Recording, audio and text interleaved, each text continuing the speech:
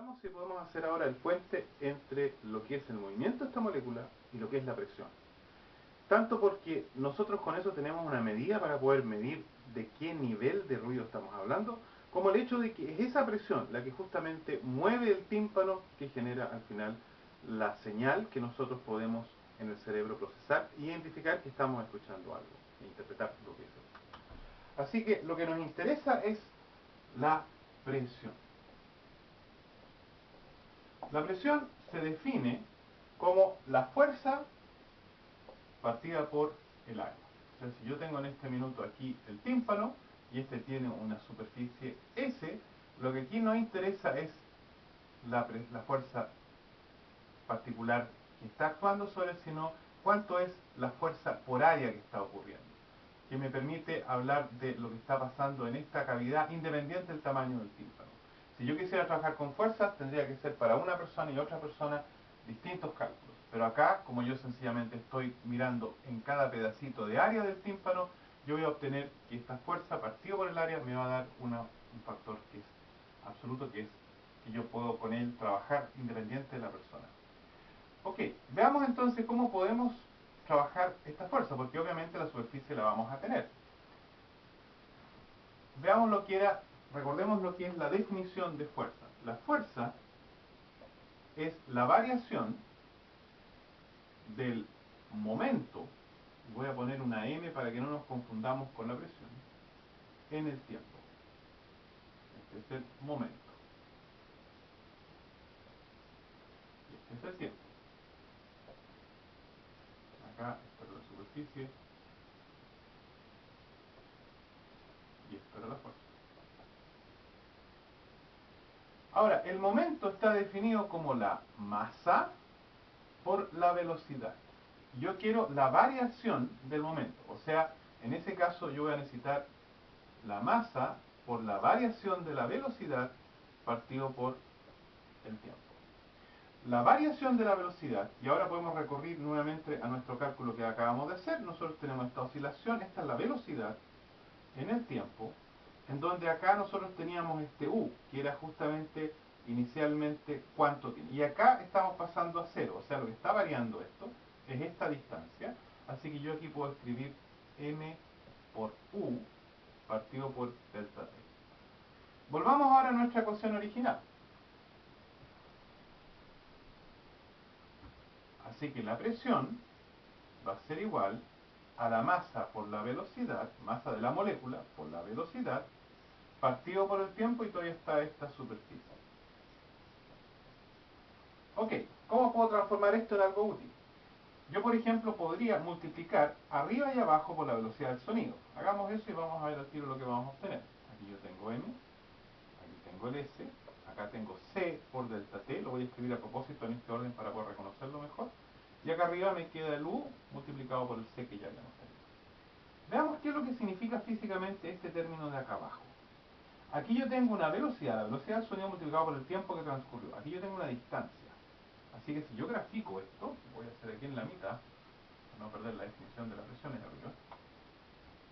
Yo grafico acá un volumen, y yo estoy observando.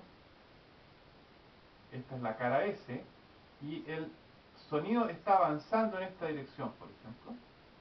Y lo que yo estoy mirando acá es lo que avanzó, porque esto acá va a ser, c es la velocidad con que se está propagando, por el delta t es esta pequeña altura, lo que pasó el sonido durante este tiempo delta t. Y esto corresponde básicamente al volumen, porque es la superficie por la altura, o sea, s por c delta t. Y el volumen, que es el volumen de las partículas que yo estoy moviendo, dividido, la masa dividido por el volumen, y esta es la masa de todas las partículas que están justamente en esta sección. Esto es la definición de la densidad, porque densidad habíamos visto era masa partido por volumen. Acá abajo voy a tener ahora el volumen, masa partido por volumen, tengo densidad. Y yo obtengo que la presión acústica es la densidad por la velocidad del sonido por la velocidad de las moléculas.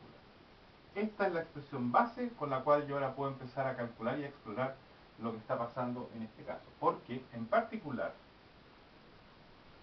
yo tengo que, por ejemplo, la presión que yo puedo escuchar el mínimo es 2 por 10 elevado a menos 5 pascales, que es la unidad de presión. Para recordar, fuerza partido por superficie, esto es newton, es la fuerza, partido por metro al cuadrado, y esta es la definición de hecho de Pascal.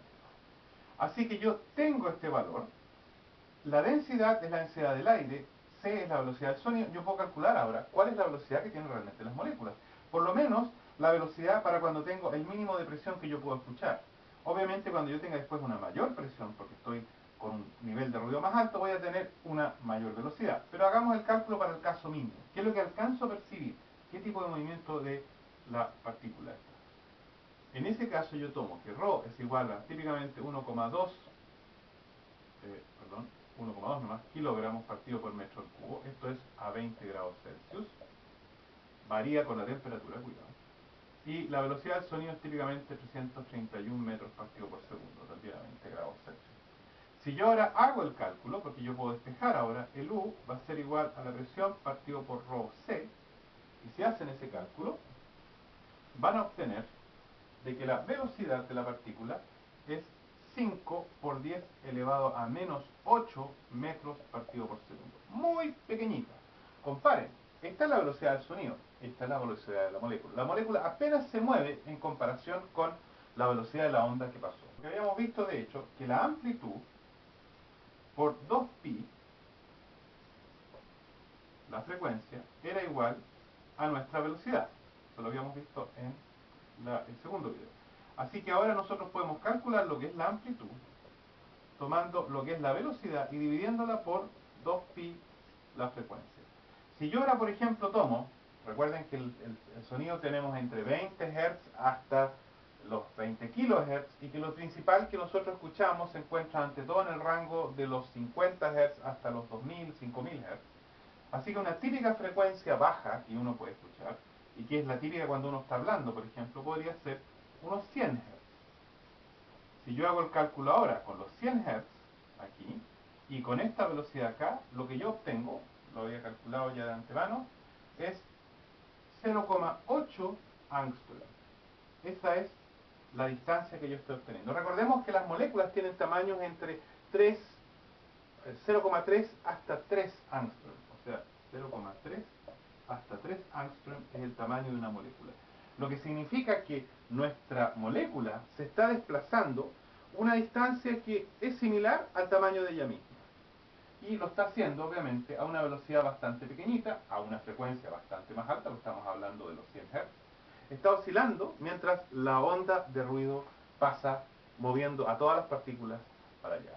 Esto nos da ya una primera idea de cómo nosotros en este momento ya estamos hablando de cuál es la presión, cuál es la velocidad, cuál es la amplitud del movimiento de la molécula, y de hecho ya sabemos que vamos a tener presiones bastante más altas cuando tengamos mayores niveles. Pero antes de eso, quiero que exploremos un poco lo que es la energía que tiene el aire.